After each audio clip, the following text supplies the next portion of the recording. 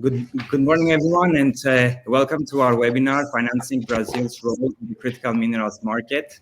I'm Stelios Papagrigoriou. I'm the Executive Chairman and co-founder of 𝐼NVR, and I'm happy to be your moderator for today. In today's webinar, we're honored to have two distinguished experts in the Brazilian market and members of our Net Zero Circle, our Brazilian chapter. We have Victor Munoz, partner at NeoTerra Partners, and also have Guillaume Legarrette, head of South America for Toronto Stock Exchange. I would like to give the opportunity for our guests to give us a bit more insights about themselves.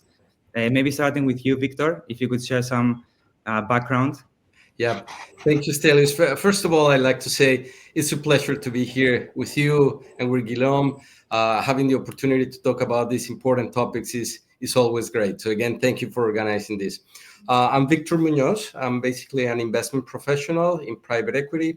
I have 20 plus years of experience investing mostly in Latin America, a little bit in Europe and in the US, but mostly in Latin America, in the areas of oil and gas, renewable energy, and mining.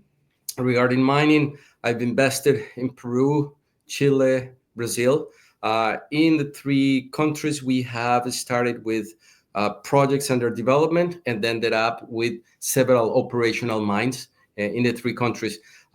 Most importantly, in Brazil, we founded the company and the mine that is the only rare earths mine that operates in Latin America today, and one of the three important rare earths operations in the world outside of China.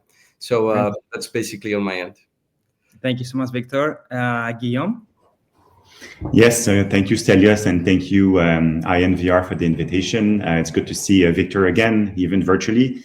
We were on previous panels before in Chile and Argentina, so we're used to participate in other events of this type. So it's very important today to talk about Brazil. So my name is Guillaume Legarrette. I'm heading the activities for the TSX and the TSX Venture Exchange for South America. I've been in South America for quite some time, about 14 years, living in Rio, Sao Paulo, Lima, and Sao Paulo again, for the National Bank of Canada initially, where we opened a representation in Brazil. And since 2019, the TSX Venture made the decision to have a full-time presence on the ground. And we chose Sao Paulo as the hub for Latin America. So our objective in the region is to help connect projects with capital, management teams with capital. And obviously mining is an important sector for us. In fact, outside of Canada, Latin America is the most important mining sector for the TSX and the TSX Venture. We have 410 issuers on TSX, TSXV with 1,067 properties. So it's good to promote our mining franchise, but also around energy, since it's the Net Zero Circle. We want to promote also renewable energy on our markets. But right now, there's a big focus on critical minerals, and this is a topic, the main topic today. So it's good to be here to talk about this in the next couple of minutes. Fantastic, thank you, Guillaume. And yes, as we know, TSX is one of the biggest actual stock exchanges in terms of mining. And we have seen you growing a lot, and we have seen you taking a lot of actions lately, especially on the Brazilian market, with local players and other kind of players. So maybe let's start with you, Guillaume. Let's start our questions with how does the Toronto Stock Exchange view Brazil's role in the global critical markets, and what unique opportunities do you see for investors? It's a big question that could take half an hour to respond, but I'll try to make it quick. I think the potential for Brazil is undeniable about critical minerals. The potential also for Brazil investors to play a role in Brazil energy transition future is very important and undeniable. But unfortunately, there's not a strong investor base in Brazil to take part of this energy transition, financing this energy transition. We feel that the TSX, as the main mining exchange in the world, we have close to 1,200 issuers just for mining, represents about $700 billion in market cap for all the mining issuers. We have close to 1,000 issuers, mining issuers on the TSX Venture Exchange. So it is the future of Brazil is, exploration mining companies that want to raise capital. And then what we intend to do is to have our TSX Venture Exchange as the platform to raise initial capital. But then we want these projects to graduate to the main board, the TSX, and raise more capital as their needs evolve. So we really want to position our market because there is no current solution to raise capital in the local market. It's about the same situation across Latin America. So we're trying to work with different stakeholders and the local exchanges in the different regions to help raise capital in North America. But we see the potential also in the future to develop a strong ecosystem in order to raise capital locally. But it will take time because you need to have bankers, securities lawyers, you need to have retail investors aligned with the strategy. So for smaller projects, it's a bit more challenging, but it's obvious that the future of Brazil you have to support your junior mining sector in order to realize the clean energy transition goals of the country, in Brazil specifically. Exactly. And just staying on TSX for a minute. So you mentioned that you are having a lot of partnerships with local players and potentially local stock exchanges in order to facilitate supporting the local industry to raise more funding locally. And we've seen in the news recently, you had a recent agreement, an MOU with B3, which I'm guessing it was a very significant milestone. How do you see this partnership and enhancing then access to capital for Brazilian critical mineral projects? It was, in fact, yes, an interesting milestone for us in Brazil because we were talking to B3 for quite some time. When we arrived in Brazil in 2019, we wanted to have some kind of partnership with the local exchange, even though I think it's about being a win-win situation where B3 is an important player in the Brazilian market and we have the know-how around mining, around the 42-101 reporting, for example. So clearly we identified that we had a common strength and that we could join efforts to build a better market. So we announced the MOU on the 21st of October. And now I think this MOU is really a way to start engaging more actively with the market, with the key stakeholders, with the issuers also that will be looking for a local solution in the future. And that's the main intention. I think there's two things to remember. That issuers, they need to have a local solution in Brazil. So we're going to be working with B3 to offer this investor confidence and also access to capital through the local market in Brazil. And I think we want to have the population of Brazil to be part of the clean energy transition and the future of the country. So they don't need to invest outside of Brazil. They can participate in the local projects through a local exchange or a local capital market. So it's very important to engage locally for the future of the country and not necessarily always promoting foreign markets to raise capital for the sector. So we're happy to team up with B3 on this. It's too early to announce a specific structure of this agreement, but at least the MOU is a way for us to engage more actively with the market. Definitely, and I think it's a positive signal as well of what's coming. So going to Victor. Victor, I mean, we know each other for a while. I've seen you investing in a lot of different markets and in a lot of different countries. I think we first met each other when you were in London. So could you give us a bit of a more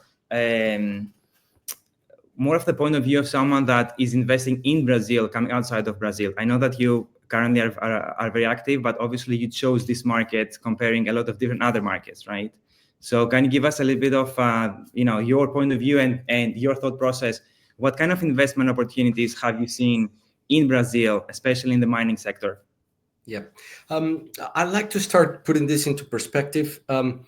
We created NeoTerra because we firmly believe that it's necessary to help with the energy transition and climate change, number one. Behind that, as investors, we see very strong fundamentals behind critical minerals in particular. And we created NeoTerra with the idea of forming a global portfolio of projects focused on critical minerals. We have lithium in the US, copper in Chile. We have graphite, Madagascar. And Brazil is a very particular country when you start to analyze critical minerals because Brazil seems to have it all. Brazil seems to have obviously rare earths, very clear, has lithium, very clear as well, has graphite, has cobalt, the largest producer of niobium. Anyway, so it's a country that you cannot ignore. That's the number one thing. Second is it is a mining friendly jurisdiction. Mining is part of the history of Brazil. We have to start. Few countries have a state or a department called mines, right? We have the state of Minas Gerais. It sets it all. Since the beginning, Brazil has been doing mining, and it is home to one of the largest companies in the world in mining, like Vale for iron ore. As I already said, is the largest producer of niobium. We have production of copper, of gold, of manganese, etc. So that's also very important, and with a stable regulation around mining.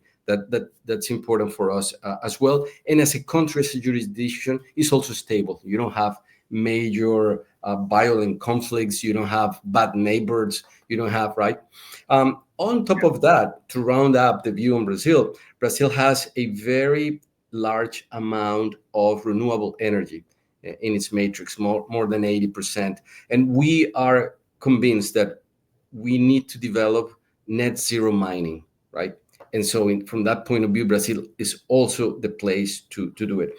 And finally, we have to mention that there are some geopolitical factors that also favor Brazil, in the sense that China concentrates a lot of the production and processing of many of these critical minerals. The United States and many other countries want to diversify. This is not about taking China out, but just diversify these supply chains. And Brazil is perfectly placed to do that. So all this brings us to one of the countries where we as NeoTerra are focusing on with a lot of interest. And we think that particularly rare earths, lithium, and graphite are three of the main places where we want to focus in Brazil and where we are negotiating and advancing projects right now. Fantastic. Victor, and if you were to maybe identify some potential challenges that you have faced, or to the audience that is listening to us, obviously the opportunities are very clear, and I think you outlined them greatly. Are there any challenges that maybe you faced, or things that you should be mindful of? Yeah, I'd like to start with, Brazil has some complexities. The tax code is complex. It's difficult. You need to navigate through it, etc. But it's something, I guess, manageable, could be improved, but it is what it is. Regarding mining, Brazil, in my mind, is kind of divided into two from the point of view of infrastructure. In the center, south, east of the country, you have very good infrastructure. You have roads, access to water, access to electricity, etc. But more in the north, northeast, you start to have some gaps there. But those areas are also resource rich. So if you're going to work there, you really need to look at how you're going to manage the logistics. And it goes from obvious things like the access to power, to water, right? But then it also goes to smaller things, like you're going to export something, you're going to send trucks out to the port, and it turns out that a number of kilometers from your mine, there is a bridge that doesn't support the weight of those trucks. So logistics is something that you need to be very careful. And again, I would divide Brazil into those two areas, but it's something to pay attention to. But perhaps the most important challenge that Brazil faces to develop the critical mineral industry is the lack of capital. And Guillaume already mentioned it, and I think what TSX is doing is very important and is going to bear tremendous fruits over time. But today, the local capital markets would not support this kind of projects. And so bringing capital to develop the sector is going to be key. Now, I'd like to mention that BNDES is doing a very, very interesting effort, and I'm sure it's going to be successful. They are leading the creation of a private equity fund to invest in these projects in the critical mineral sector. And that's a great first step. Now, independent of the size of that fund, whether it's big or small, it's not going to be enough. is just a great first step. But I think it underlines the fact that capital is needed and in larger amounts. And I see BNDES noticing that and really helping with it. But I think that's an opportunity. And that's also one of the areas that we are evaluating very, very carefully as to either create specific fund for Brazil or a fund that has an important allocation for Brazil within a larger region as well, thinking of diversification, etc. So those would be the main challenges and opportunities at the same time. Yeah. Yeah, of course. That's a valid point. I think logistics is something we hear in every market. Obviously, you build roads for usually people, and then when you start having huge mining operations, you need to rebuild everything. So I think, yes, this is something that every market faces. In terms of attracting foreign capital, I would like to potentially ask Guillaume. Obviously, Guillaume has this perspective of the market as a whole. And Guillaume, what would be your point of view here? What steps potentially can Brazil take to further attract investments, especially in critical minerals? And how would TSX plan to maybe support this growth? No, this is great because we're trying to obviously promote Brazil as an investor friendly destination. I think it is. We've seen Brazil in recent years position itself in terms of comparison to global players. Markets are competing for capital, so you will see how Brazil is positioning itself compared to its neighbors. And I think Brazil is certainly doing better, but it seems that they did better than some of its neighbors, which helped really position as an investor-friendly destination. And we follow very closely what's happening in Chile, in Peru. Argentina is a very interesting market right now, where some even provinces like Mendoza are positioning as an investor-friendly destination, which was not the case in the past. So I think it's very interesting to see how the region is positioning itself. But for Brazil, it's obvious that the policy, the regulatory environment can enhance the attractiveness of the region. And I think that we see the evolution on this front. But what when we want to help projects access capital, I think we need to look at three specific pillars for those projects. We need to look at the quality of the management team that is leading with the project. We're not selling properties on our markets. We're selling management teams that are managing properties properly to grow that property. And even if it's an early stage project, I think we need to see that there's a strong management team taking the lead on bringing this project to the next level and using capital on our markets also.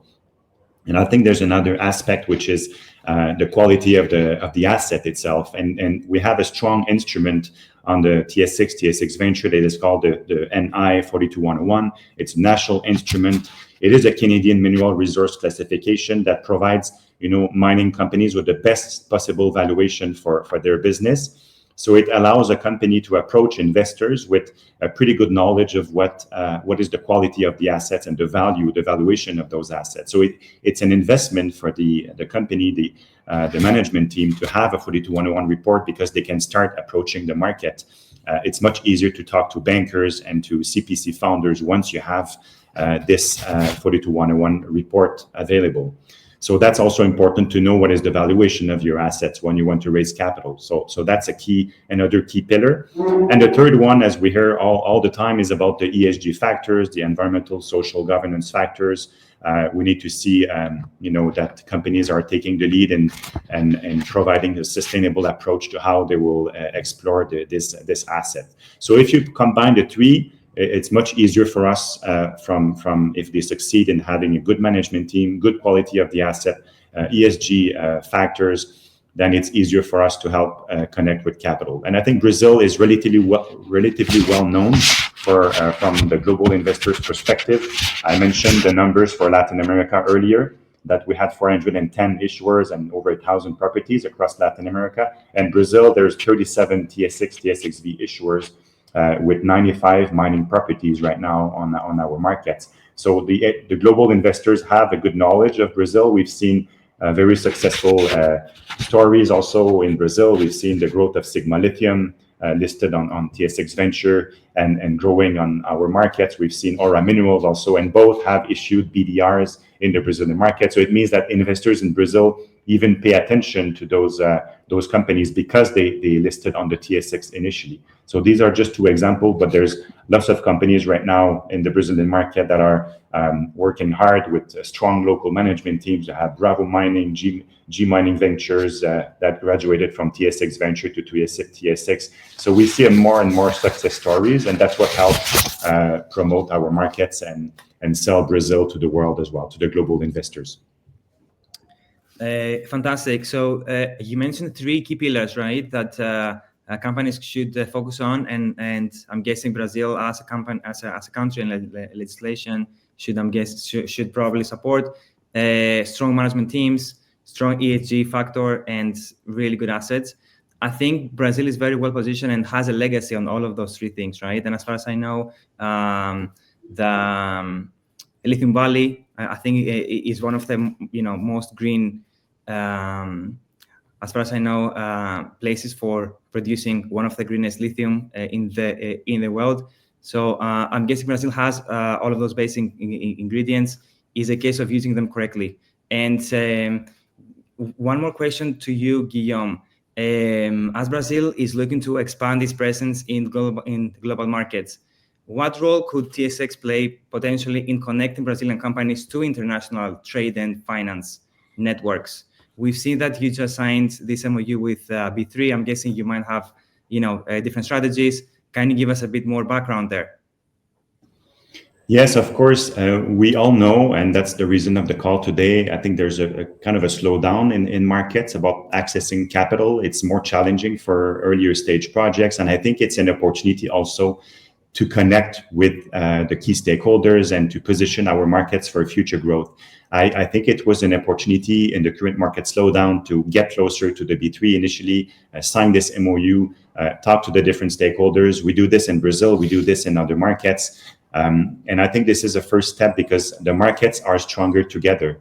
It's not a matter of just having the Canadian ecosystem involved. I think we need to help develop the local ecosystem that will support mining, and seeing private investors like Victor and other players in the market is also key, because public equity capital markets is slow, but private capital could be a solution for some projects before they actually list on global exchanges. So what we're trying to do is to connect with the key players, promote our platform, do some education, because there's local management teams that haven't never heard of the 42-101 as an example.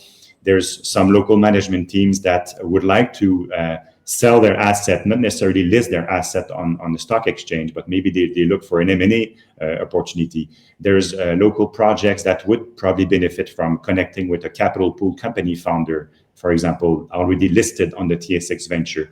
So by having this local presence, I think this is what helps, respond to what companies need, and maybe open some new opportunities through a CPC, or even connecting with private capital initially, if it's the first way to raise capital. But I think we need to listen to what's happening in the market, and I think our markets will have a very important role to play. But we envision that with the partnership with B3, we will be able to grow a new local solution for Brazil, and that investors will be really interested to take part in this. Like, there's pools of capital in Brazil that has no capacity, no knowledge of the mining sector. But I think if we can bring our experience from the TSX and the TSX Venture in the local market, it can be a game changer to help build this local market. So we're pretty enthusiastic about this new opportunity, and we believe that there could be a new positive cycle shortly. So we need to get ready for this, and we need to be on the ground to support those opportunities. Agreed. Victor, back to you. And we've outlined a lot of the opportunities, and we touched upon a little bit on the challenges. Maybe one more challenge that a lot of investors looking to enter a market are thinking about is usually what are the geopolitical risks that might exist, right, along with the opportunities at the same time. Would you like to give your point of view on that front? Obviously, you've seen a lot of markets. You are very active in a lot of them. What would be the, geopolitical risks and opportunities for Brazil right now? Yeah, I think Brazil is perfectly positioned to take advantage of the geopolitical situation right now regarding critical minerals. As we mentioned, a lot of this sourcing and processing is concentrated in China. Many countries want to diversify away. And Brazil is perfectly placed for that because it has the minerals. That's very important. It is a country that has enough level of industrialization if you wanted to process further. It has some basic, in some areas, very good infrastructure. It is geographically located closer to markets like the US, Europe, than is China. And so I think that environment, an environment where a lot of the big buyers of these products coming from critical minerals want to diversify away, favors a country like Brazil to position itself as one alternative to complement and diversify the production of critical minerals and the supply chains that go along with it, right? This is not only the extraction itself of the metal, it's all the concentration, the processing, and even the production of certain final goods in those chains. So again, that creates a major opportunity. However, like everything, geopolitics, depending on how you play it, might help you or not. And Brazil needs to align itself with these potential buyers, position itself as the friend, the ally, and bring capital and get as well the contracts, the offtake contracts to make it happen in this area. And I would say that some people believe that in this world where we're living between, two main poles of power, right? There might be a third option, kind of an independent, non-aligned option. I personally think that that's not going to work because from the US and from Western countries, that position might be interpreted more lining up with the other group. So I think that's something that needs to be managed from the geopolitical side. Comments like, the use of the US dollar as the reserve currency or not, etc. All those things might help or might not help Brazil position itself within this geopolitical game to be one of the winners. But again, my personal view is Brazil has everything that is required to become one of the winners out of this critical mineral situation, especially as well because of geopolitics. I think this was very spot on, and yes, we're actually Brazil is very well positioned to actually ride this wave, and let's see how this will work. And I think that we are coming to the end of our webinar, so I would like to give the space to both of you to maybe summarize what we covered today, or if you would like to give some final remarks to our audience that is watching us right now. Let's start with Guillaume. Yeah, sure. Obviously, it's important. I mentioned that there was a kind of a slowdown in the market, but I want to reiterate the fact that on TSX and TSX Venture, mining is probably the most active market right now. We've raised so far this year in 2024 about $20 billion on the TSX and TSXV, and 50% of this amount, about $10 billion, was for mining. So we've seen that mining sector is really well positioned, even though it's a slower year compared to others. Like we had, in terms of new listings, we had 46 new listings on the TSX and TSX Venture, 38 on TSX Venture, 8 on the TSX globally, and 1,100 financing. So I think we're ahead of other platforms, other markets in terms of raising capital. So we are the number one raising capital platform for mining. So that's important to reiterate that. We have this local presence that can make a difference because we develop the partnerships, but also we want to connect projects with capital. So there will be a PDAC in March. There will be an important Brazilian delegation going to PDAC. So we will host Brazil at the TMX. We'll do roundtables. We'll do the market open. We have the Brazil Day. So there's a full agenda for Brazil at PDAC, but also after PDAC, we intend to bring a group of capital pool company founders to Brazil about early April. So I want to announce this as well. We'll be also announcing this more officially in the new year. So what we intend to do is to bring CPC founders to Brazil to connect with specific projects that want to list on the TSX Venture Exchange. So we have a pragmatic approach. We believe that there's something to be done, and we want to bring investors closer to the market and look at new opportunities. So feel free to reach out if you have a project that you would like to be considered by the CPCs,